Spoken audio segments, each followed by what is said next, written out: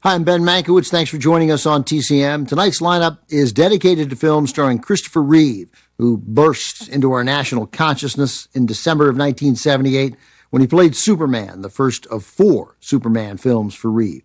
He set a high bar for the character, arguably the most famous character in American literature. And yes, I'm calling comic books literature. An accomplished actor named David Corenswet is about to try to clear the bar Reeve set. Corenswet is playing Superman in a new film written and directed by James Gunn, and it will arrive in theaters across the country tomorrow. By the way, here's a noteworthy Chris Reeve-David Corenswet connection. They are both Juilliard graduates. The 1978 Superman film was only Chris Reeve's second big-screen appearance, but it instantly made him an international star.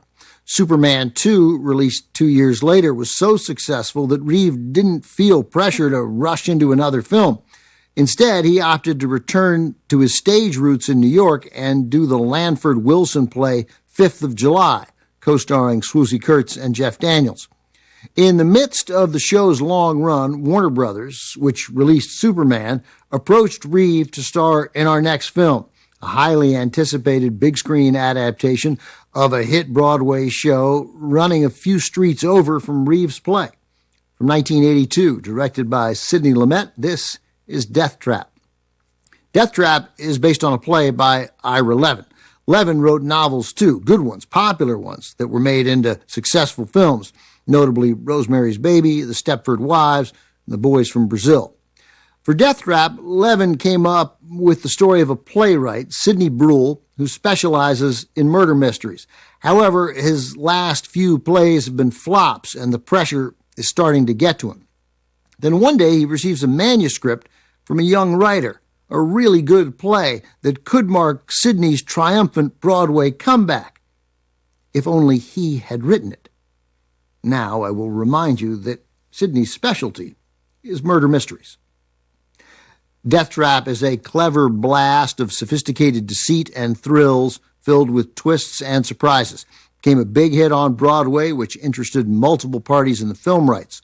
Warner Brothers won the bidding war, paying $1 million, a record sum for a non-musical at the time.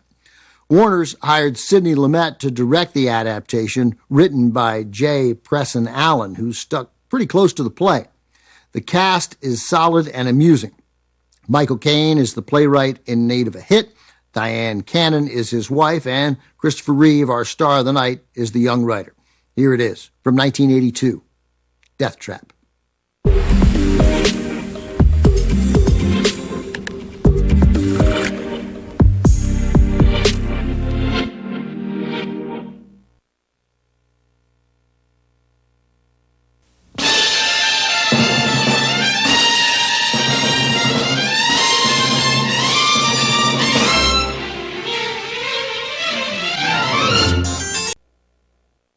Deathtrap did not do as well at the box office as Christopher Reeve had hoped. He believed it was because of the kiss with Michael Caine. They jokingly called it the $10 million kiss because they suspected that's about how much money it cost everybody at the box office. In an interview, Reeve said that audiences didn't have a problem with him playing a gay man or a murderer, but the kiss was just too much. Apparently, audiences also weren't ready to see Reeve play a Catholic priest who seduces a nun in another film released in 1982 called Monsignor, which did even less box office than Deathtrap. Reeve almost certainly found himself being typecast by fans who really only wanted to see him playing Superman, which he did in 2 more films. All 4 of Chris Reeve's Superman films are now streaming on HBO Max. And be sure to check out the brand new interpretation of Superman from an enormously skilled writer and director, James Gunn. His Superman, a Warner Brothers release starring David Corenswet and Rachel Brosnahan as Lois Lane, opens nationwide tomorrow. Coming up, a murder mystery with a terrific cast led by James Coburn. The Last of Sheila is next on Turner Classic Movies.